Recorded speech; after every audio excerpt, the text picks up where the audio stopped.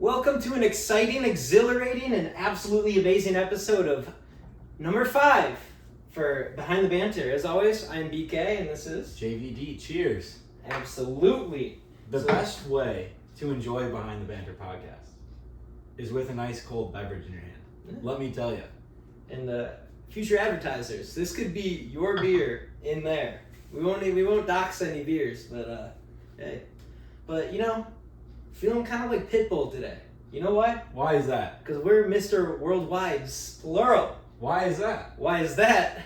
Well, first off, we have Le Captain leading quite the comeback, and we got quite the worldwide news for Olympics, which I'm going to let the worldwide analyst himself, JVD, get a start. They do call me Mr. Worldwide. But yes, today, Saturday, the United States of America basketball gold medalists absolutely handing an L to France in Paris, on their home court. Who's in Paris? Who's in Paris? France, the French team. Victor Wembanyama is in Paris. That's it. Nothing else.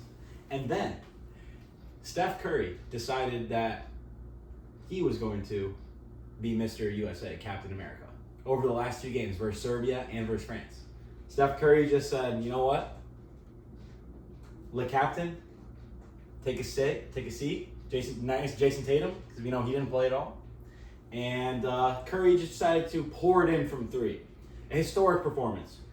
Curry today versus France. Well, they did win. They won 98-87. It was closer than that, though. They kind of pulled away at the end. It was a close game all the way through. Steph Curry, 24 points.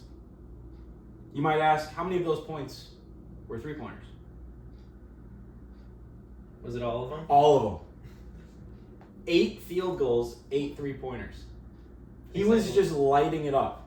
And he did the exact same thing versus Serbia and Nikola Jokic. So, congratulations, Team USA. I never thought you'd do it. Nothing gets the blood pumping more than an American victory. And for all the Chicago fellas, we got the Air and Water Show. Oh. So it's been feeling a little bit more American lately. Because we got the Blue Angels, if you're familiar, some fighter jets flying over. Now we know how a bunch of kids in the Middle East feel. We do know that. Or how times must have felt over in Europe during World War II. Just absolutely out of nowhere, your building starts rattling and the sound of terror. But if you have never been to Chicago for the Air and Water Show, I highly recommend you check it out because it is one of the cooler things a man can experience. Oh, yeah. Women, of course, too. I was going to say, where are women? But nothing gets a guy going like having an ice cold beer on Lake Michigan with $1 million airplanes just zooming through the sky, let me tell you. It's insane. One flew over my head coming inbound. I'm talking like they break the sound barrier so you hear it after they already pass. Oh, yeah. And one went directly over my head and my eardrum started hurting. Like I'm talking, they were in pain. Me and some of the fellows today was the main day for it. The past 2 days have been some practice runs. Oh, yeah. Today was the main show. So me and some fellows went out to the lake near Diversey Harbor. Brought some cold ones, plopped in the lake, was watching the Blue Angels fly over from in the water. Nothing like it, let me tell you. It's quite the time. Yeah, we're having a great weekend here in Chicago. Yeah. Absolutely gritty weekend. Last night I got the pleasure of experiencing the Crosstown Classic for the first time in my life. Wow. I've never seen Cubs Sox play before. So last night I went to U.S. Cellular Field. Guaranteed rate. The G spot, which he has a hard time finding. I do. Considering he can't get the name right. I did that on purpose because Guaranteed Rate's a boring name. U.S. Cellular is cooler. But that was cool. Air and Water Show today. What a weekend. Yeah, it's quite spectacular. What a weekend. I got a little bit of a sunburn on my nose, if you can't tell. That's what happens when you have too much fun in the sun. Yeah. It's incredible. Well, I'm feeling a little better today. You guys want to know why? Yes? Okay, if I heard it from you guys. Fine. Pedro Grifol, who I was absolutely bantering about last week, is now unemployed. And I feel like it was weeks, months, it was just way too long. A whole season too long. Yeah. I thought it was an interesting move. They replaced him with Grady Sizemore. Yeah, I mean, all-time Grady player. He's a Grady player. He gets things done. He was a really good player. Like prime Grady Sizemore was a great player. As an interim manager, I don't know. Like, why not? Yeah, I mean, why not give the guy Why a chance? not? But I just don't see. Maybe this gets him into his managerial career, but I don't see, unless he like really shines out and they're very impressed by him. Reinsdorf probably would like it because probably wouldn't have to pay him much. Yeah. One thing he hates doing is paying his players. Well, I'm pretty sure like Sizemore joined the White Sox on like a $16 an hour salary or something. I have no idea how it worked. All I know, he was like the major league coach was his like name. Yeah, so I read a story like he wanted to get into coaching and whatnot, and the Sox offered him like this position that like an internship basically for $16 an hour, and Reinsdorf was just like probably sitting in his chair all happy. That's just ridiculous. $16 an hour. I mean, if you really want it though, and if you really want to do it and you're willing to do that, that means you care. And the reason I say that is, okay, the Cubs went up 7. I didn't watch. I had a lot going on. I was hanging out with some family members. But the Cubs went up 7-0, and the Sox lost. But they bases loaded the 9th. They went down 7-0, brought it 7-6. It was gritty. I saw videos of Sizemore like yelling. He was getting like animated, and that's the one thing that was never there with Pedro. No. So who knows? Maybe he sticks around. And the thing is, remember Charlie Montoya? No. He used to be the manager for the Blue Jays. Okay. He's the bench coach for the White Sox. So I'm surprised they went Sizemore over him. Yeah. Considering he was a guy with experience. In my opinion, it's kind of just like, all right, the season's already. Sorry, we got the cat playing with a little toy over here. I had to shut that down. No fun on this cast. I think, in my opinion, the reason they went for Sizemore was because they were like, yeah, I mean, this season's already lost, right? Yeah, they see Steven Vogt for the Guardians, what he's doing. The season's over, so it's like, might as well give a guy a chance, right? Like, see how he does. What's the worst that can happen is he does bad and he doesn't get the head coach job next year. Like, it's a win-win situation for the White Sox, I think. Let me give you a hypothetical here. Or actually, more or less, we'll talk like this. Theoretically, what does it take for you to consider Sizemore doing a good job, given the roster he has and the situation they're in? I mean, they're a lock for 100 losses. Is it if they don't break the all-time loss record? Like, I don't think it's anything like that. I think it just has to do with, like, as you said, them competing. Like, yeah, chances are they're not going to win many games, but if they show that they want to play for Sizemore, if the players respect him, if the front office respects him, then I think that's like the, I don't think it has anything to do with wins and losses. I think it has everything to do with playing hard and the players wanting to play for Sizemore. Yeah, instead of playing FAST, which was Pedro Grifol's acronym. I don't even remember what it means, but that was just a meme for quite some time. Fast way to lose a ball game. Mm-hmm. I actually deleted Twitter, so my baseball knowledge went from here to literally here. I got to figure out where to get my sources from. Yeah. You're gonna have to start reading articles. Dude, you do not realize how much information you get from Twitter until you delete it. So I didn't know Grandpa got fired until I got a text message from him. And he tried to tell me Yasmani Grandal is the interim. I'm like, dude, get out of here. You believed it for a second. I didn't believe it. He's on the Pirates. And then I saw Grady Sizemore got the interim, and he's like, dude, the Sox hired David Ross. I'm like, for what position? Because I knew the manager was filled. So for catching, he wants to catch again. Well, I thought it makes sense if like he is nothing and like you want a role on the team just to kind of get your foot in the door. I don't know. Makes sense a little bit. Funny stuff. Yeah. However, the Cubs did end up coming out on top. It was a great game to be at. Mm-hmm. It was a lot of fun. Nothing easy in Eris.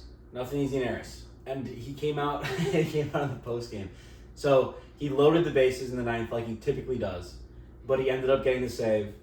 But there's a post game interview with Hector Neris after the game. He's wearing sunglasses in the locker room. And he's like, "I'm the best. He's basically saying, like, I'm the best. Like, nobody better than me. I get the job done. He really said that? He said that. Which, I can respect it as of, like, okay, you want a player to have confidence, so it's at least he has confidence. Sure. Yeah. I could go out there and be like, oh, I'm the best, and then I could go 0 for 6 with 6 strikeouts. You could. Or I could say I'm the best and not even finish an inning with an infinity ERA. Like, I mean... Well, it's about positive self-talk. Yeah, no, I get that, but I'm just saying, like... He did in fact get the job done.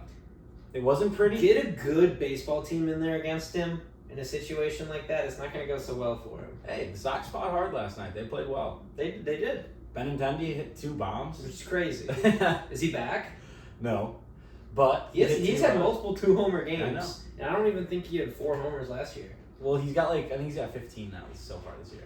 15? Yeah. I don't know if he has 15. Or 14. He's got something, like, more than he has on a normal basis. Let's check real quick. I have the... His thing is, like, last year he hurt his hand, but he was really good for a while. Then he kind of sucked this year. And now he seems to be getting it going, so... He's got 13 home runs. A double-digit Benintendi. Double-digit... Nicky Lopez actually... I was looking at it. Ooh, hey, knock it off! Knock it off! It's alright. They're interrupting. Yeah, Nicky Lopez is actually not playing too bad. Naperville. He's a Chicago guy. Naperville, yeah, I know. But the Chicagoland area guy. Naperville. He's Naperville. near Chicago, but he's not a Chicago guy. He's a Chicago guy. You know, something we missed, talking about Mr. Worldwide, is Noah Lyles. Yes. Now, what is going on with that? So the whole controversy, as I'm sure many of you are aware, Noah Lyles is going for the double. Double chunk chocolate cookie. He was going for the double in the 100 meter and the 200 meter. He kind of shocked everybody by winning the 100 meter dash. Literally, like, photo finish, won by like a couple thousandths of a second. Shocked the world. And then his favorite event, or his personal, best event, is the 200 meter dash. So he was like a minus 400 favorite to win the 200 meter. So everyone thought, like, he's going to do it. He's going to get the double. He's going to be the first, American male since Carl Lewis, way back in the day, to get it done. And so this week they're running, and he ends up getting bronze. A fellow African, Latsili Tebogo, Botswana, represent. Say that 3 times fast. Latsili Tebogo, Botswana, represent. My grandfather is from Botswana. So it's pretty cool that he won the 200 meter dash. Very cool. And Noah Lyles got bronze. After the race, so Noah Lyles, take it back real quick. Before the race, typical Noah Lyles fashion, he comes out, they announce his name, he comes out jumping, screaming, hyping up the crowd. Typical Noah Lyles. After the race, I respect it. After the race, he comes, he finishes, he gives everybody a hug, good job. And then he just collapses on the ground. It looks like he's suffering, he can't breathe. And he's on the ground, he's taking off his tracksuit, he's got doctors around him. Sounds like he sprinted 200 meters. Well, you see the other guys, they're fine. You sprint 200 meters, you don't have to collapse on the ground and stuff, you know what I mean? It happens. Not necessarily. 200 meters I guess you're an Olympian. So. 200 meters is a half lap around the track. It's not, 10 laps. Dude, you're going so I know fast. that. But this is not how these athletes react after a race. No, they're fine. I'm saying they're Olympians. I'm just saying. They're fine. A typical, he'd run the race just like the 100. Everybody else that ran the 200 was fine. They're all just dapping each other up, getting a flag if they won. They're walking around hyped up. Noah Lyles is on the ground. And then apparently his mom comes out and says he has COVID. He was diagnosed with COVID 2 days ago, 2 days before the race. And he's going around everyone? And that's the controversy. Is he runs the race, and then he's dapping up everybody, giving everybody hugs, and then he has COVID. It's where you sure about that? Does he have COVID? It just sounds like some nonsense. because there's like two perspectives to this thing where it's like, I guess one would be, oh, like they're a bunch of Olympian athletes, they're in the like tip-top physical shape, like that's not something that would bother them, but also at the same time, I could tie it back into something that happened in my life is like, you were going to a place knowing that you're sick and you're getting people sick. Like, Yes. we were in the same fraternity in college, and it was when I first lived in the basement. It was the year after. There was this girl who came to our frat house and she had COVID, didn't tell a soul. The entire house got infected. Exactly. So everyone had to quarantine for like a couple of weeks. And it's like, we're like, what is wrong with you? Why would you do that knowing that you did that? It's just so inconsiderate. I mean, with all the stuff we know about COVID now, like, obviously it's not this like disease that's gonna kill you, like what was originally thought in 2020 when if was you're like scary. at risk, but like these are risk. Olympians who were like on top of their game. Noah Lyles has asthma.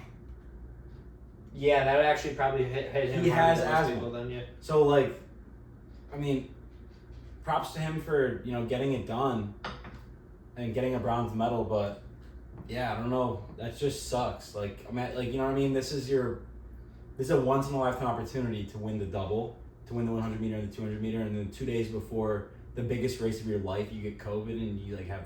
He said he had a fever, he had body aches, chills, sore throat. So I mean, I've had COVID. I'm sure you've had COVID. Yeah. Almost everybody's had COVID at this point. It affects everybody differently. Yeah. But I think for the majority of people, it makes you feel really fatigued. Yeah, you're just tired. You're just tired. So you're really lackadaisical and you're just like autopilot. Exactly. You just kind of like, you're just going through the motions. You're just not feeling your 100%. Yeah, it was just like, I felt like I had like a intense cold for a couple days where I was just really off. And then I know people who didn't get their taste back or their smell back for like months on end, but I didn't have it. It was just different for each person. It's different for everybody. So, I mean, who knows if, there's been no confirmation, I believe, that like he actually, maybe I'm wrong, but I like all that was heard on the TV was like his mom just confirmed that he had COVID. It sounds a little bit, I guess, by how you shape the story.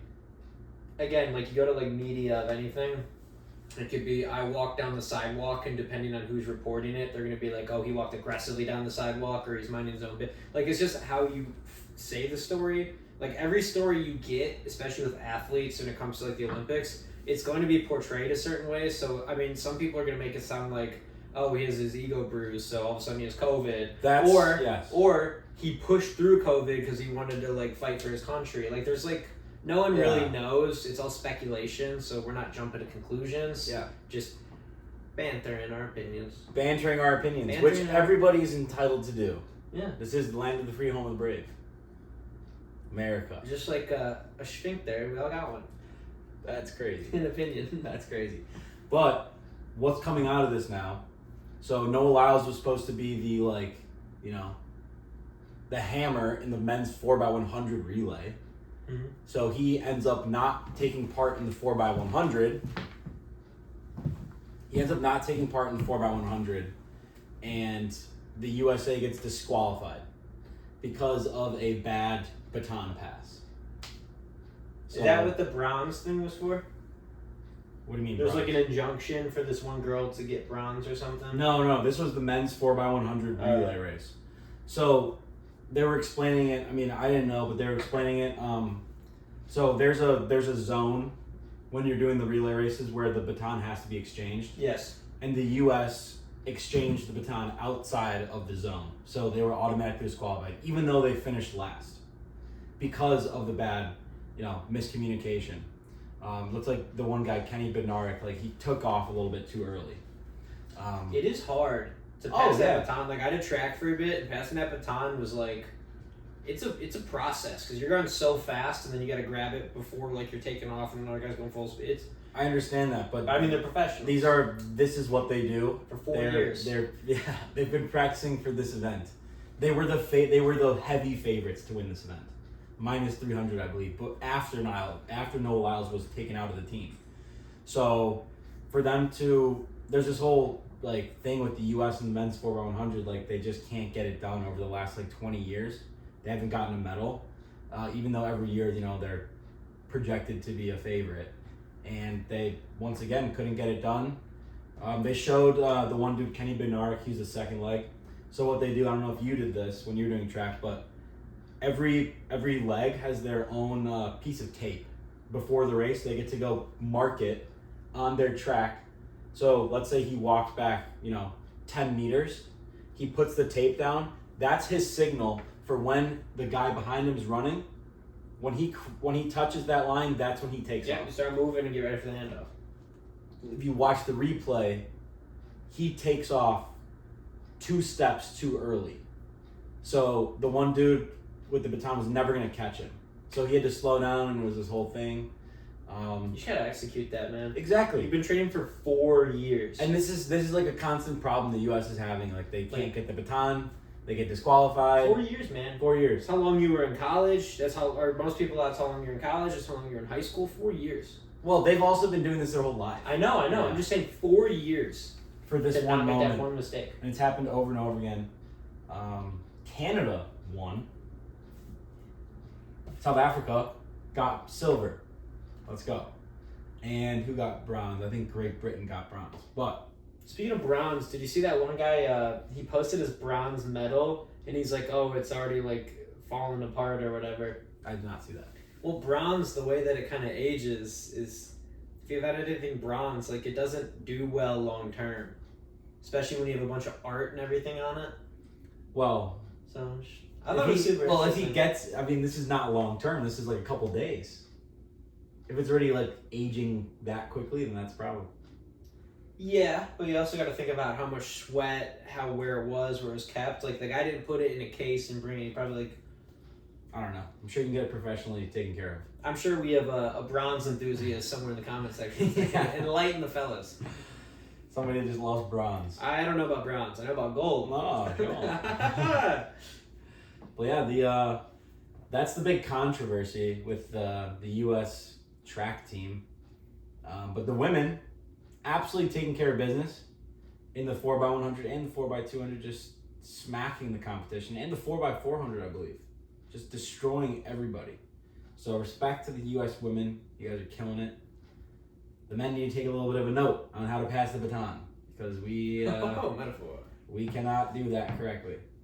But the Olympics is winding down now. Tomorrow is the last day. Tomorrow's the last day of the Olympics. We'll talk about that on the next installment. Well, there's not much left. We'll have a little segment. Oh, just a recap. Yeah, a Summer Olympic recap. sure. And then we'll do this all again in 4 more years. Yep. You know what the exciting thing is? What's that? Now that we're done with the Olympics is NFL preseason. NFL preseason. We had the number 1 pick and the number 2 pick show out today. We showed it. Jayden Daniels had 1 drive, but he looked pretty good. I mean, It's only preseason, so the thing is, if you want to look at it from a perspective, you want the guy to do well instead of not good. You know what I mean? Well, so you could obviously hold it against him. It's preseason, whatever. But Caleb Williams looked great, number 1 pick. Jayden Daniels looked great, number 2. Well, the thing with the preseason is, like, if you have a guy like Caleb Williams, so let's say today he didn't do well. Let's say he threw a couple picks, just looked bad. Oh yeah. You say, oh, it's preseason, it doesn't matter. Yeah. But if he does well, you go, yeah, I expect that out of him. Like, he's gonna be good. You buy that. Exactly. Like, it's a win. Preseason is a win because it truly does not matter. So if your guy does good, you're like, let's go. If he does bad, you go, oh, it doesn't matter. It's just preseason. Preseason football, I don't know. No, I don't really, I watched the first quarter today, the Bears game. That's about it. I don't even watch preseason. I just look for highlights, people talking about it, because it's I don't. There's always a guy that will shine the preseason, or the guy will spin his wine glass around and be like, "Oh, that's exquisite." Well, rub their nose in it. How much they watch preseason? It's like no one cares. Well, it's not even that, but I'm saying a guy on a team. Preseason is a chance for players to earn a spot on the roster. So that's really what it's for. It's that for guy the on the youngsters. Patriots. Who's that? Hendon Hooker, right? Or is that? Oh yeah, Hendon Hooker, is he on the Lions? He's on the Lions. Well, who's the guy who's on the Patriots? Drake May. No, the backup for the Patriots. Zappy. No. Oh. We're having some technical difficulty here, fellas. I know. Let me get you you what in you're talking about. quick. It is Joe Milton. Joe Milton from Alabama. Yes. Patriots fans already wondering, is Joe Milton the guy instead of Drake May? Well, here's the thing. So Drake May went 2 for 3, 19 yards. I mean, like, you're not gonna get the. It's preseason. Yeah, it you're figuring doesn't some things out. matter. Zappy went 12 for 20, 108, no tutties. But Joe Milton, he went 4 for 6, 54 yards to TD, 134.7 QBR, and beyond the fact, he had 5 rushes for 22 yards. Yeah. He looked good, at least from the eye test. That guy, like, he was doing complete field reversals. He looked great. Yeah, but And then I was thinking of Hooker though, because he dropped his shoulder and absolutely It looked like a highlight where a quarterback's about to get killed, and then he absolutely just destroyed a guy. Like, he destroyed a DB. Didn't see it coming. Well, Hooker's a big boy. He does that. He does that, and he did that in college too. But yeah, no, the hype's coming back. Football's back. We had episode 1 of Hard Knocks this past week. Mm-hmm. Awesome. He didn't watch it, but I watched it. When it's your team, it's your team. It's your team. Like, I had a smile on my face for the whole 50 minutes of that episode. I was just like, this is awesome. We're back. We're back. Exactly. Behind the scenes. Behind the banter? Caleb Williams. Matt Eberflus had Nick Saban come in. What did he have to say? It was pretty cool. They just had like a conversation about why Nick Saban thinks that NFL quarterbacks fail at such an alarming rate. What did he say? So he said, I'm not going to, say it perfectly, but the gist of what he was saying was there's too much pressure on players to perform in their first couple years. That there is. It doesn't give players a chance to develop because of all the pressure. And he said Caleb Williams has more pressure, has the equal amount of pressure, if not more, than any other quarterback has ever had coming into the league. He does have a lot of pressure, given the team. Given the team, we were on the up last year. Justin Fields looked all right, and then now we shipped off Fields, and everyone, there's billboards in Chicago, like, Caleb Williams is the Messiah. He's coming to save us. I'm not even a Bears fan, and I think he is the savior of Chicago. Right. There's never been a Bears quarterback with this much upside. That's ever. what it. Ever. And that's another thing they said in the episode. It's like, dude, get ready to go. But that's exactly what Saban was saying. There's all this hype and pressure around him, but make sure chances are season 1 is not going to be, he's not going to have an MVP campaign. He's probably not going to make a Pro Bowl. I think he could make a Pro Bowl year 1. But he has everything around him. This is exactly what Saban was saying. People are thinking, oh, he should make a Pro Bowl. Look at his receiving. I'm not thinking he should. I'm thinking he could. Exactly, but difference. There's people out there that are, the pressure is surmountable. Let's just say that. So Saban's whole point was let the guy develop. Don't talk negatively to your quarterback in front of the team. That was another thing Saban said, which I liked. Well, yeah, that's a normal thing. Anything even I know this is baseball comparing to football, apples, oranges, whatever. But Grifol, he's like, if you guys get the losing right, it's on you. No, not that. I know. I'm just saying, you were shitting on the players, plural. Even though you don't say anything negative about your quarterback, singular. You know what I mean? He said in team practice, let's say Caleb Williams really really messes up, throws a bad interception. He's saying, do not talk negatively. Don't be like, what the hell was that, Caleb? Come on, you got to get that right, in front of the whole team. Pull him aside and tell him that on his 1-by-1. But if you're talking to a wide receiver that runs the wrong route, light him up in practice. You know what I mean? Let everybody know. That's what Saban was saying. You can talk, you know what I mean? You can talk to everybody, like an adult, your boss. If you're not performing, your boss is gonna, be mad at you. It's like any job. But he's saying don't talk negatively to your quarterback in front of the team. Which I like that. It's all about positive reinforcement. It depends. I feel like there are certain things this that is you what may Nick do. Saban says, who is arguably. Can I ask you a question about Nick Saban? What? How well did he do when he coached the Dolphins? How long ago was that? I'm just asking, how well did he do when he coached in the NFL? Yeah, I get that. No, can you answer that? He didn't do very well. Yeah. What year was that? That's beyond the point. No, that is the point. Pull that up. Okay, yeah, we'll pull it up. I don't understand what you're trying to say here. How many national championships did he win after his stint in the NFL? NFL to It's different. NCAA is a lot different. I understand that. We'll get you guys an answer. That was a long time ago. Nick Saban was the coach a long time ago. He spent 8 years as an NFL coach, 4 years as the defensive coordinator for Belichick. I mean, yeah, it was around early 2000s, late 90s. Like, the guy knows what he's talking about, but it's a big difference between when you have a guy like Caleb Williams in college who's not a full grown adult yet. Yeah. And you're developing him mentally. Like, I get it in college, but it's also like you're in the NFL. And what happens is you're going to give these guys a complex where they're like invincible, you can't get away from anything, you can't say some stuff to them. Like, that's not good for team morale because you got grown-ups in there where you say something and then some wide receiver gets chewed out for running maybe a bad route even though maybe the ball was thrown bad. Like, you got to give everyone... The coach knows whose fault it is.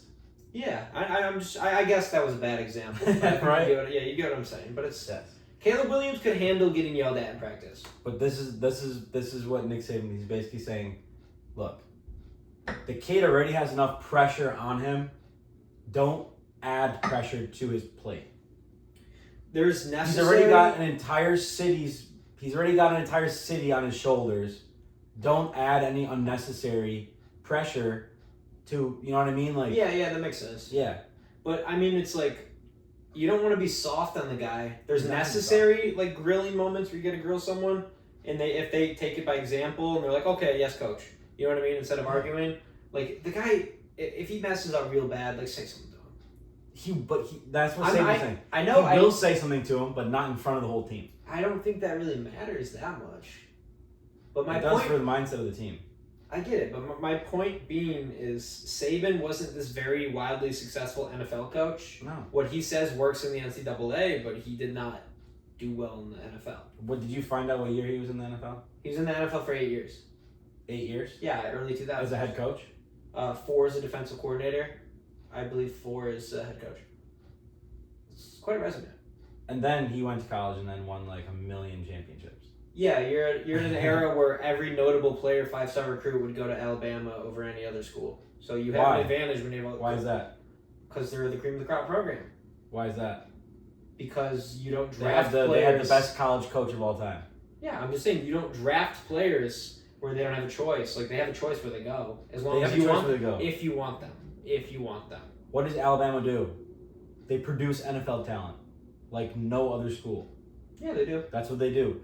So if you're a high school kid in the 2010 or from 2010 to 2023, and you're like, I'm pretty good. I could go anywhere. I could go to Alabama, who has the highest rate of players making it to the NFL, who has arguably the best college coach of all time, and go to a huge football school. I got a question for you now. What? How many good quarterbacks has Alabama produced? That's another thing, yeah. Yeah, and Nick Saban's here telling you that you can't call him out unless you do it behind, like, not in front of the team. I understand. So, that. How many good quarterbacks does Alabama produce? I mean, off the top of my head, that's tough. I mean, they got Jalen Hurts. Very tough, because they're not it was A.J. McCarron, when he first came in, it was, like, one of the first for years. And then Hurts went there, but that's not where Hurts got drafted from. Right. His Oklahoma years is what really got him going. Yeah. I mean, Tua, Alabama guy. Tua. I mean, he's good. I don't hate Tua. He's top 15. Bowler. He's top 15, yeah, right. For sure. But there's no, like, elite Alabama quarterback they've ever had. So, I mean, I respect Saban. I don't think, but the thing in college is, like, I don't think there's a quarterback you. A quarterback view? No, quarterback, like, you know, like how some... Oh, QBU? Yeah. There's got to be somewhere. But do you know what I mean? Like, you think of, like, wide receiver you. Alabama. That's a good point. I want to look up what I feel like school produced the most NFL quarterbacks. I feel like quarterbacks are very one-off. Like, you know what I mean? Like, the quarterback is such a position where it's like either you got it or you don't. As of January of this is what the AI overview says. So I could be wrong. As of January 2024, the University of Oklahoma had the most quarterbacks starting in the NFL. including Jalen Hurts, Baker Mayfield, and Kyler Murray. Is this at this specific point in time? Well, the thing is with the Google AI, I don't know how you Yeah. guys feel about it. It's kind of bad. Like I've seen some things where they're like, oh, that's. I saw one where it's like someone's like, I'm depressed. What should I do? And then it went to a Reddit thread and it said you should jump off a bridge. Like it's not a good resource. No, it's not. Yeah. So it's I always says what college is. Oh, NFL today. Yeah. The most starting quarterbacks today are Oklahoma. Yeah. Like tight end U is Iowa. Iowa. Yeah, everyone knows that. Wide receiver U is Alabama. What they do, like Amari Cooper. Georgia that guy was a 4-year starter. Georgia is turning into D-line U, defensive U, or actually Georgia is turning into the Philadelphia Eagles. Yeah, it's kind of funny. But yeah, I mean, that's a good I feel like there's not a place. It's a good point you made there. Yeah, there's not a place in college where it's like, okay, you're a quarterback, you go here, this is quarterback U. This is the best place to develop as a quarterback. I feel like that's just not a thing in college because college is every scheme is so different and built to that team. Yeah. A lot of running, a lot of play action, a lot of fluff. The quarterback position is probably the most hybrid and adapting position in all of football. Like in my opinion, if you want it, the one place you wouldn't go if you want to be an NFL quarterback is you don't go to the Big Ten. Yeah, I mean, like the Big Ten is like smash mouth, hard nosed football. Think of this though, like early 2000s, obviously Brady and Peyton Manning. I mean, even Eli was in that conversation. But nobody thought all those guys, Brady Tony was Romo, going to be good. Tony Romo, like a bunch of guys like that. They don't run. They stay in the pocket. They have a good presence. They throw the ball. Then it evolved to kind of the Aaron Rodgers, where you're not going to rush for 100 yards a game, but if the guy had 30 or more, like that's kind of an average game. But his pocket presence is so good, he knows when to slip out and escape. But he also has that running ability in his bag. Like he can pull that out anytime he needs. Yes. Like Caleb when Williams. he needs, like Patrick when Mahomes. He needs, yeah, Patrick Mahomes. I think Caleb Williams has such a comparison to Patrick Mahomes. I'm not saying they're the same player. I know and Aaron Rodgers. I was going to say. Aaron Rodgers and Mahomes play somewhat similar. Yeah, they do. Yeah, it's just Mahomes is definitely more athletic. Mahomes is more athletic, and Mahomes is has more of like the circus. Anyways, element. More now, you get more guys who their mobile game has such a direct impact. They could throw for 200 yards a game, like Kyler Murray, Jalen Hurts, Lamar Jackson, and even Joe Milton and Hendon Hooker in these preseason games. Mm-hmm. You get a bunch of guys that could go and they could run the ball at a pretty efficient rate. So that's the thing that it's always evolving. It was a position where literally for years and years and years, all they did was take the snap and hand the ball off. Yeah. You throw for 100 yards a game, you're like, wow, this guy's incredible. This game is always evolving in college too. Big Ten, Big Ten football. Mm-hmm. Yeah, but I mean JJ McCarthy. We'll see how he works out. Actually, I had his stats up, so that's interesting you say that. He went 11 for 17 today, 188 yards, 2 touchdowns, and 1 interception, 116.8 rating. I still don't think he's going to start. I don't really think he was that good. I just think he was one of the QBs that fell around the Vikings, and they just were like, why not? I don't really think he's going to have success as an NFL quarterback. Hey, NFC North, I hope so. I hope I hope the same thing. I mean, he's an Illinois guy, Nazareth. Never would prey on a guy's downfall. But if I'm not praying on it. I just don't think he is. Yeah, no, everyone can have an opinion. Yeah, I knew. I don't personally think. I don't think. Who did the Broncos draft? Bo Nix. Bo Nix. I think he's going to be terrible. I don't think he's going to be good. I think he's going to be all right. You think he's going to be better than JJ McCarthy? Absolutely, without a doubt. Interesting. Let's play a game. Well, Michigan. Well, the thing is with JJ McCarthy in Michigan, he didn't really he just was a game manager. He had such a stacked squad at Michigan, he didn't need to throw the ball. But when he did well. It's the comp I'll give McCarthy is Brock Purdy, but I don't even think he's in the same stratosphere of talents as Brock Purdy. What are you looking up here? I'm looking up all the rookie quarterbacks that got drafted this year. Mm-hmm. So I think consensus best overall is obviously Caleb Williams. Yeah, I'd say Jayden Daniels is... Jayden Daniels or Drake May? No, I think Jayden Daniels is better than Drake May. Drake May or JJ McCarthy? Drake May. Drake May or Bo Nix? Bo Nix. Drake May or Michael Penix? Oh, wait. Did you say Drake May or Bo Nix? Yeah. Okay, my bad, guys. I'm going to go Drake May. Drake May or Michael Penix? Penix. See, this guy loves I like Michael Penix. He does. Penix? Penix? Penis. Why are you saying it Penix like penis? Michael Penix Jr. Penix, that's what I thought it was. I like Penix. I think Penix is a good pick. It's just it didn't make sense they gave Kurt all that money and then drafted him. That didn't make sense. But drafting Penix that early made sense. I think that guy is very good. Penix is also like 25 and has like bionic. He's had like multiple surgeries. Yeah, that's the problem. I think he's good. I like Penix. I really do. Mm. I like a good lefty. He's athletic. We'll see. I've seen him play some exciting games. Yeah. Oh yeah. For Washington last year, those are awesome. And he's clutch. He's just a quarterback. A guy who I think is born for the quarterback position. Yeah. Yeah. Any other things you want me to ask? Comparisons? Well, those are like all of them. those are all the rookie quarterbacks. There's like Spencer Rattler and Jordan Travis from Florida State. But Jordan Travis better than J.J. McCarthy. That's crazy. Spencer Rattler, I'd even say he's better than J.J. McCarthy. That's crazy. I mean, I don't think J.J. McCarthy's going to be like a bust. I do. I don't think he's going to be a bust. I think all those, I think like Bo Nix, Jordan Travis, Spencer Rattler, and I think those guys have more potential to be a bust than J.J. McCarthy. Jordan Travis doesn't have the bust potential just because he went a little later due to his very gruesome injury. Very gruesome injury.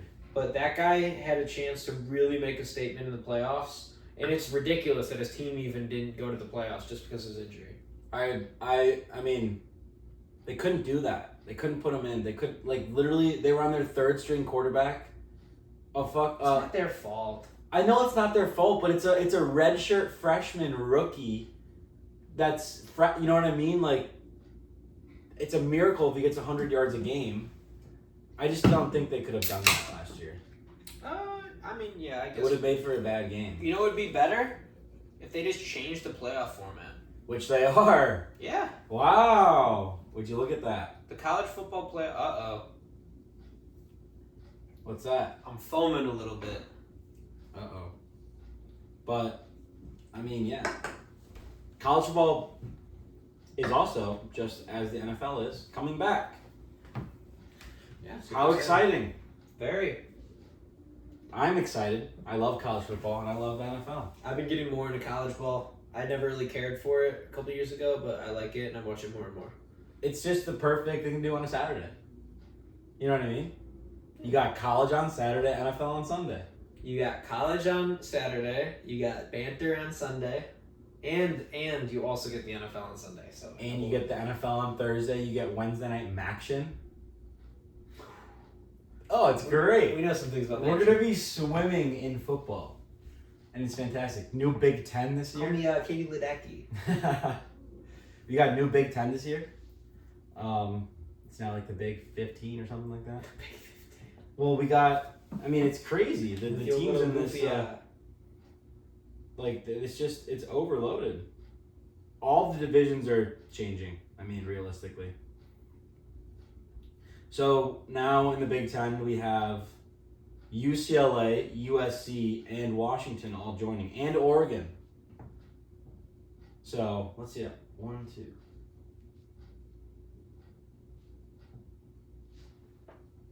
18 teams in the Big Ten. Very exciting.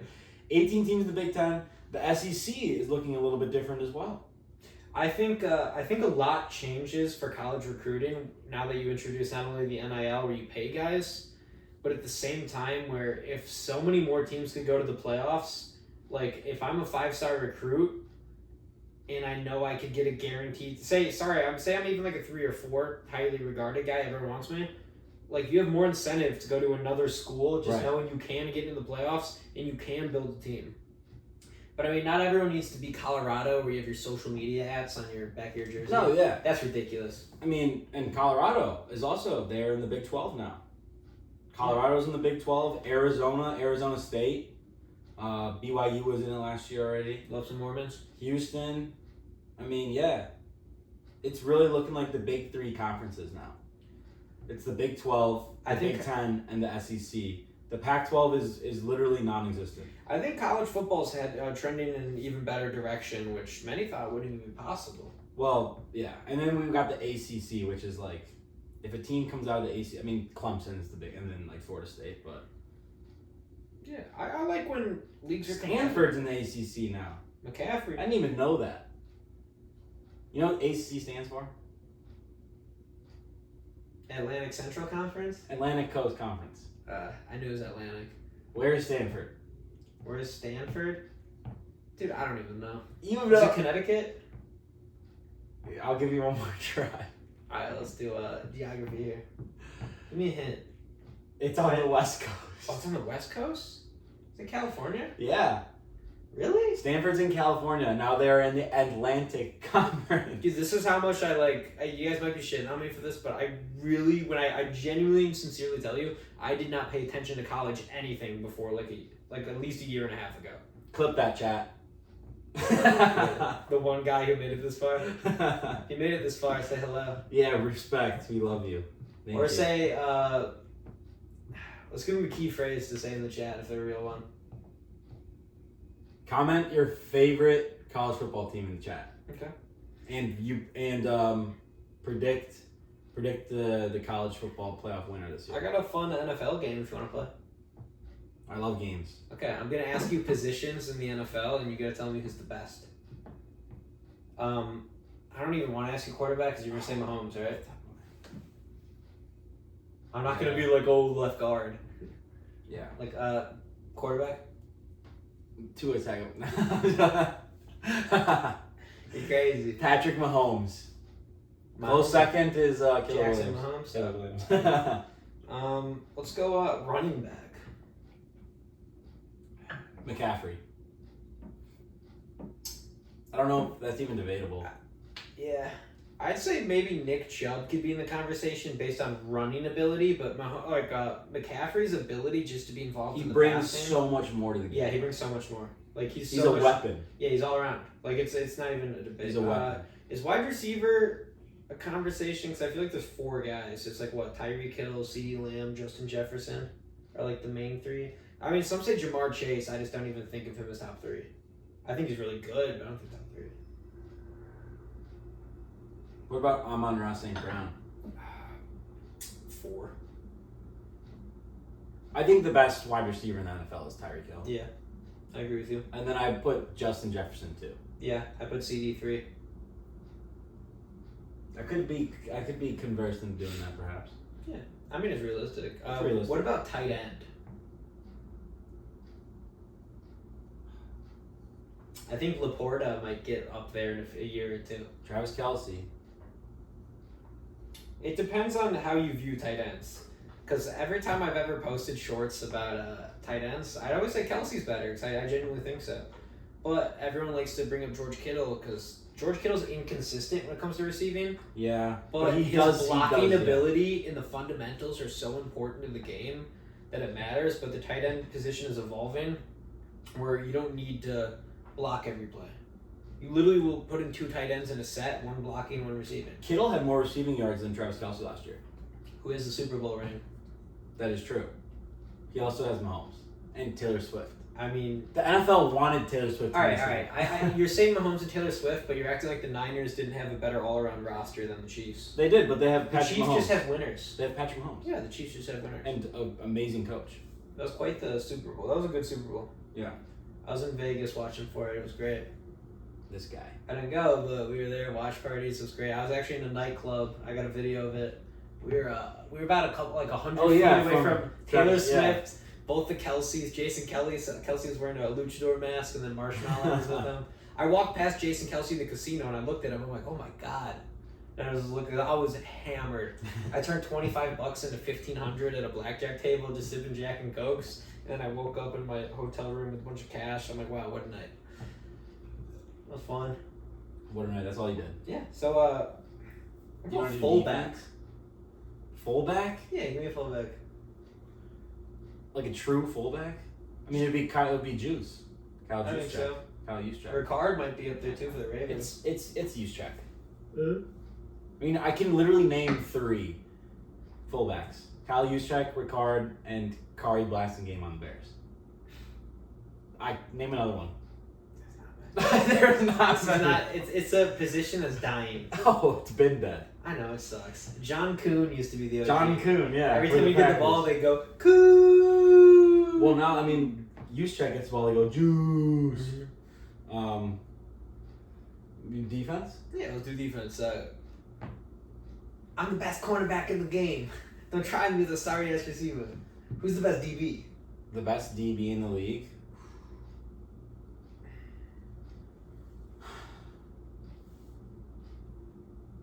Big play Slay might be up there. Darius Slay. I don't know if he's number one. That DB's a hard one. DBs are, I mean, dude, this probably has some bias factor into it. Jalen Johnson on the Bears is really good. Yeah, I don't think he's number one. But, I mean, yeah, DB is, like, tough to rank.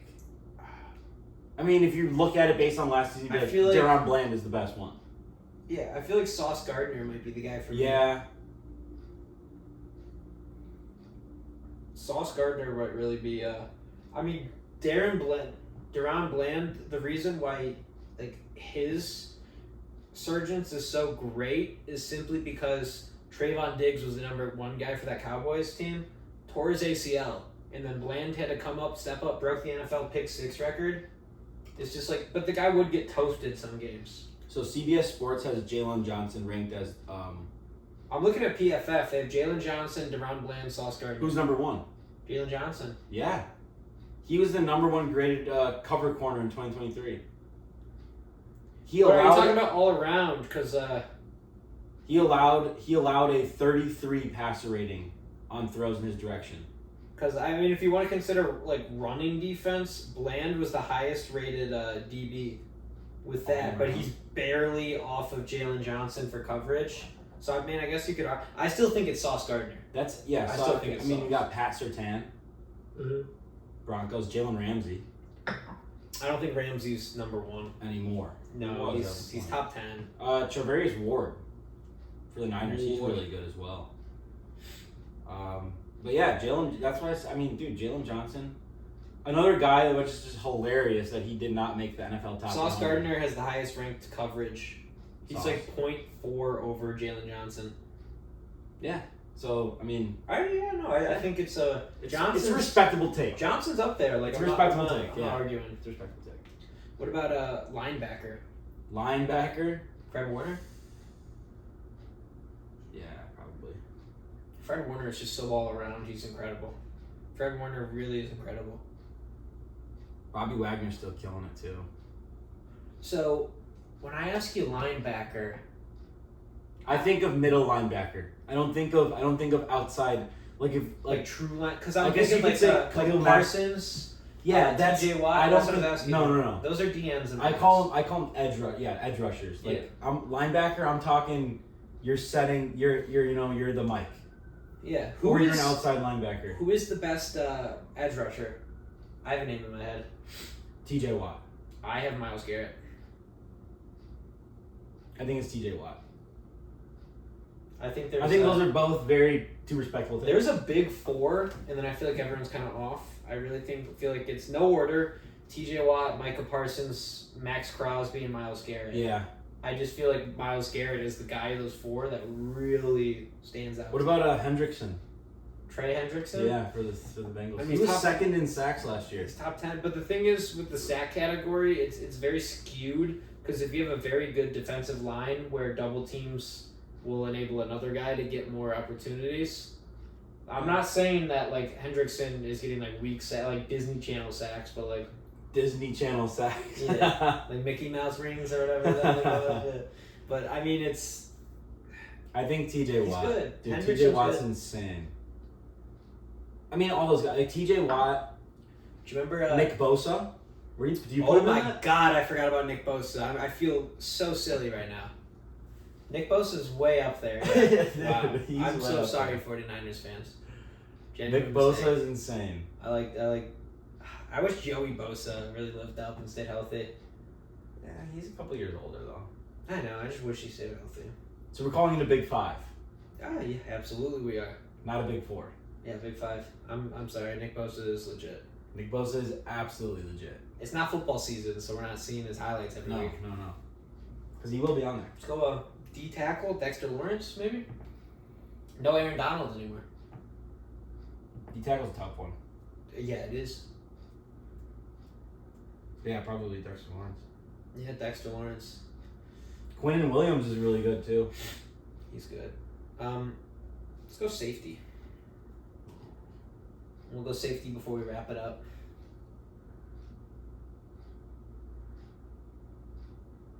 It's a hard one. It's a really hard A one. lot of good safeties.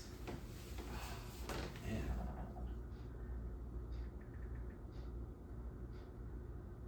Hufanga, Would you say Winfield, maybe?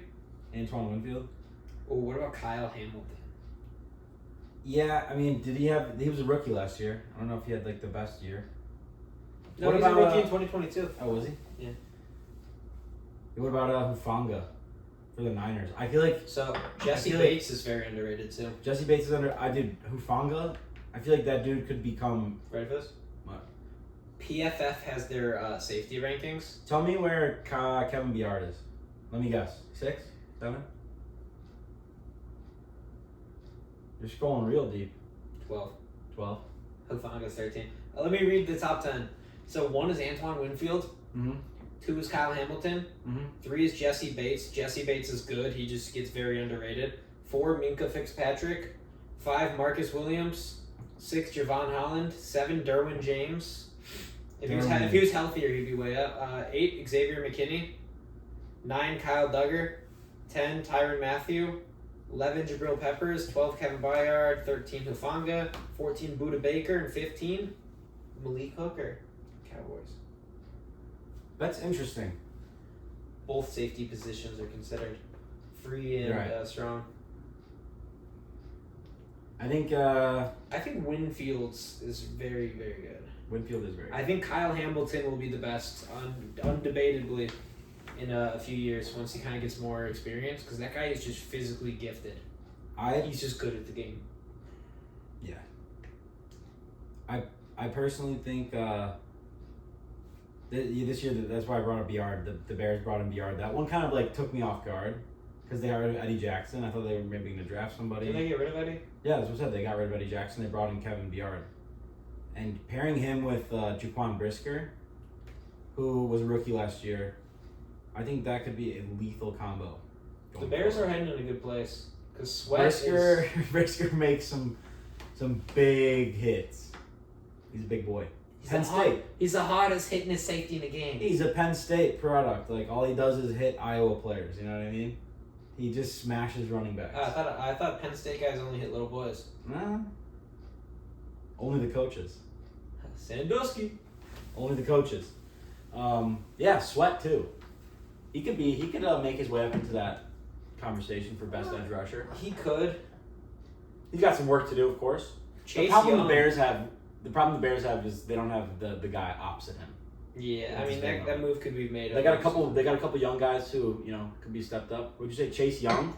He should you felt like he's on the career path to be there, and then he just never stayed healthy. Yeah, he got hurt. Mm-hmm. It was an interesting thing last year. Like there was a lot of conversation. Like when the Bears got Sweat, they were like, maybe Chase Young will come along too. A healthy Chase Young is an elite defensive player. Yeah, he is. But that's the problem. He really helped the Niners. Oh, man. It seems like a lot of these players go from positions where they're really unhealthy, like Christian McCaffrey, Chase Young, and then they go to the Niners, and then they have no injury problems. Hey, well, I mean, the players, they do that ranking every year where they rank, team facilities, staffs, like athletic staffs, and the Niners are always on the top. Niners are always on top of that list. I just feel like partially it's like, I mean, I get you're making millions and you know the effect your body has. Like, look at guys like Junior Seau and Oh, yeah. I mean, the guy literally took his own life to research his brain and the effect on it. I think a lot of guys really understand the effects football has on you. So if you're on a team that's not really playing for something greater than them is like a person, like for a championship, I feel like you're more inclined to be like, I'm just not feeling great. I'm going to take this week off. Yeah. You're going to pay me anyways. Could be a point. What do you, so there's been this discussion, every training camp now, all the players are wearing those, you seen pictures? The padded The helmets. padded helmet's like 7-on-7. What do you think about that? I mean, if anything for player safety. Like, Luke Kuechly should still be playing, but that guy's body got just so, like... Andrew Luck, for instance, like, guys like that. We have guys who retired so early because they knew what was going to happen to them, and they're like, I made my money, let's call it. Antonio Brown? Yeah, you have... Oh, my God. Vontaze Perfect destroyed that guy. Well, that's what I'm saying. Like, there's been this debate now with the training camp helmets. Like, should that just not be mandatory? Should it? Yeah, should it? Yeah. Right? Okay, You're still maybe going to hit people the same... Like, you're not going to hit any people any less hard. You're just going to look a little weirder. Yeah, you look a little bit weirder. Until they master those helmets where, like, they look normal. Yeah. Like, they're just, like, it's like the beta of a video game. Like, it's just, like, it's going to get better. But, I mean, yeah, I think anything, yeah. Like, if that's going to prevent... I don't know the statistics. I don't know, like, how much it actually helps. But even if it's a marginal 5% player, you know, let's say they use it for one season and it's a 5% less concussions. That's a victory. Might as well, right? Might as well. I feel like part of that might be to the new quarterback rule, though. Or not the new, I mean, technically kind of. You mean kickoff? No. What do you mean quarterback rule? Or everything's roughing the fucking... Sorry, you know what I'm just going to say? Everything's roughing the fucking passer. That shit pisses me off. If you made it this late, like, I'm going to... Yeah, everything's roughing the passer. But then, yeah, there's a new kickoff rule, which I thought you were referring to. No, I mean, that's... Interesting. Whatever. I haven't seen... I need to see a season of it before I really formulate an opinion. Yeah. Who's the best kicker in the league? Jake Elliott. Really? I think the Eagles have genuinely one of the... Because that guy will nail a clutch kick in almost every condition. I've had him in fantasy for the past 2 years because I think he's the best kicker. Aubrey is on the way up. What about Butker? I think he's top 5. Like, what about 3. Justin Tucker? I really think Jake Elliott's the best kicker. Interesting. Dude, the guys came up clutch when he needed to. No, he has. He sure has. Illinois guy. Lions Township. Lions Township. Shout out Reese. That's facts. But, yeah. Football's back. Yeah, so what's Game going of the day. Before we wrap it up, what's going on in your life? Well, I'm just having an absolute heater of a weekend. Oh. Last night, Cubs Sox Crosstown Classic, great game, 7-6. Cubs win. Fireworks show after the game. You know, a nice hot dog with some charred onions. Shout out Vienna beef. Vienna beef char dog with the charred onions. Couple Miller lattes. Fireworks after the game, as I said. And then today, it's a great date. Friday night White Sox games because they always have a fireworks show. Yeah, the fireworks show after was awesome. You sit there and you're like, wow. Yeah, you're just like, can't believe this is my life. Like LeBron James in the pool, you know what I mean? And then today, Aaron Water show, out in the sun all day with the fellas, swimming in Lake Michigan, watching fighter jets fly over. Got a little burnt, got a crazy tan line on my head. Hey, we're gonna work on that. You know, shoulders got a little bit red, but I needed a little sun on those shoulders. Sure. And then tonight, gonna have a couple beverages with the fellas. Maybe play a little darts at the bar. And then tomorrow, with the bevs. Tomorrow, maybe I'll go watch a little bit more of the show. You know, wake up in the morning, beat the hangover, hopping in Lake Michigan, refreshing. Cubs Sox are on right now. Cubs Sox are on right now. Ridiculous we don't have it on. Just a lot of good stuff. Playing golf tomorrow afternoon at Harborside International. I mean, this is just one of the best weekends of all time. Oh. Tell me that doesn't sound... Rank these weekends. Cubs Sox game, Aaron Waters show, swimming in Lake Michigan, beers with the fellas, golf on Sunday. For a lot of you who don't know what the Aaron Waters show is, they take a bunch of military, like, private little jets that do tricks, like the Red Bull guys. And what they do is, like, the Blue Angels, they have, like, 6 planes, and they'll, like, go across the lake, where, like, basically, like, they'll do, like, stuff like this, like, synchronized. It's so sweet. Like, they're taking $1 million jets, and they're doing tricks in, like, formations with them. It's so cool. What he said, they're not little jets. They're monstrous. They have a lot, like, the Blue Angels is the hype of the show, but then they have, like, these little biplanes that will go up in the air and, like, spin out and do they'll literally turn their engine off, start free falling, and then go. They'll, like, they also have, like, those big Titans, like, what drops you off in Warzone. Like they have huge They have planes, big- and they just go right over the city. It's so cool. Stealth bombers. I got to- flying over. The thing that is like you can't relay to somebody even if you see a video is the sound. The sound is unbelievable. Like it is just They break the sound barrier. if you're sitting next to like today I'm sitting next to my buddy, we're on the lakefront. And they fly over, you cannot speak. He's Yeah, sitting right 100%. here in this chair. When that thing's flying over, you cannot hear a word that your person like whoever's saying, like it's the loudest sound you'll ever hear. And it's the coolest thing when you see them, like the literal fire coming out of their engines in the back. Mm-hmm. Like it's just like insane. It's like sonic boom. Yeah, I got to see the. I didn't go with them today. I had some stuff I needed to get done, but I went yesterday to the practice. It was pretty cool. They had a whole itemized schedule for everything. I saw literally everything you see today, but they call it practice. Yeah. Dress rehearsal. Yeah, I mean, That's what they call cool. it. It's like a whole weekend of it. It's awesome. Walking down the lake, you see these. And they like to do stuff where like there's 6 of them in the Blue Angels, so they'll have like a crew of 4, and they'll do a bunch of tricks, and then all of a sudden the 2 jets come across, and they try to sneak up on you. I feel like they do it for fun. Well, like you're like focused on the 4 in the sky, they're like going straight up, and then all of a sudden you got 2 coming like this, and then they go and like will like flip. They'll get like within inch. I swear, like there's 6 of them. They're within like feet of each other. They're professionals. They're within 10 yards. They're within 10 yards of wing to wing, which is insane. Mm-hmm. And like they'll literally fly inverted across the lake. Like they'll fly upside down just across the. It is like the coolest thing ever. Yeah. So that's that's what more could a guy want? I mean, for me, What's going on with you, Brian? Yeah. BK. My sister came to town. She stayed with me. We were playing some craft together. Hit the little Benjamin. What craft? Having a grand old time. Minecraft. Yeah, having a grand old time, catching up, talking life, chopping it up like family Chopping it members up. do. Saw my Uncle Am, went to the zoo. I forget we even have a zoo miles away from us. There's little lions. Literal lions. Little lions within 3 miles of me, which is pretty cool.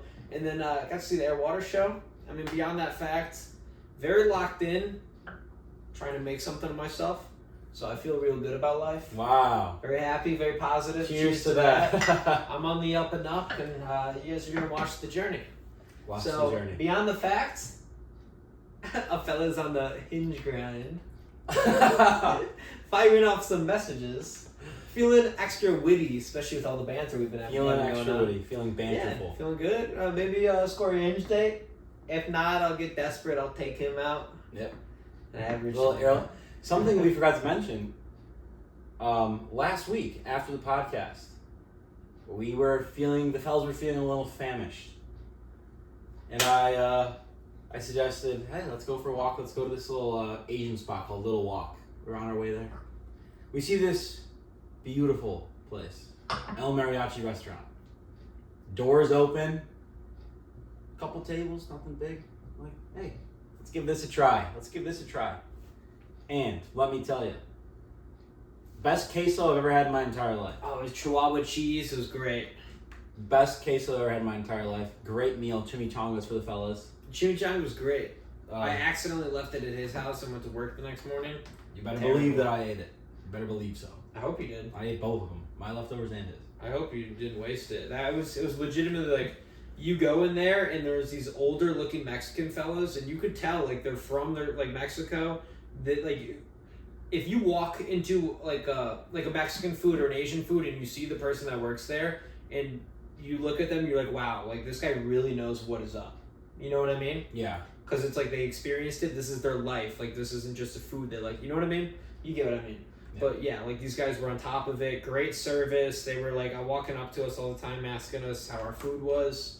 It was great. It was great. It was like legitimately like a 9.7 out of 10 is what I ranked it after. So shout out Hidden Gem Restaurants and shout out El Mariachi Restaurant. El Mariachi on Broadway Avenue.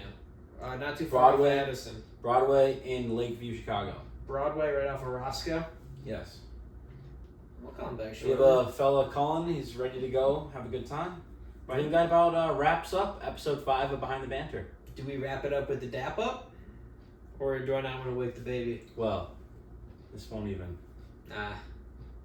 The mic is a prop today. Well, if fellas, you made it this far. That's episode 5. This is my sweet little baby Blue. See, she's so tired. She's so tired. So it's time to tuck her in.